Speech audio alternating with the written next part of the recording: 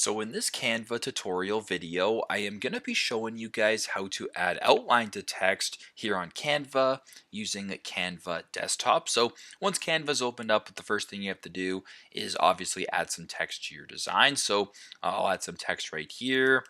I'll just search, I'll type in the word line just like that. I'll make it a little bit larger so it's easier for you guys to see. So if you want to add outline to text, it's very simple. Press on the text right here, go to the top right, press on effects, then go to the left hand side and press on outline.